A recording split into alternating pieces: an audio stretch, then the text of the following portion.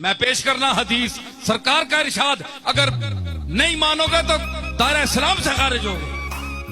میں اپنا نہیں کہہ رہا، یہ حضور کا ارشاد۔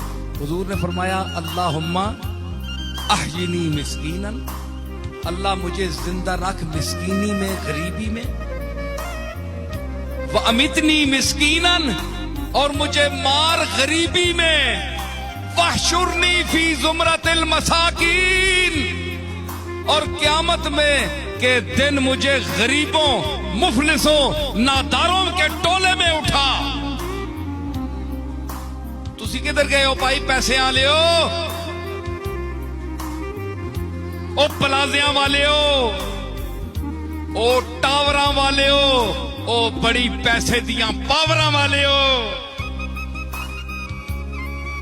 حضور جتی تے نہیں لکھیا تانوں مسکیناں نو یاد کیتا، امت دے غریباں نو یاد کیتا، جنہاں نو ویلے دی روٹی نہیں نصیب ہوندی،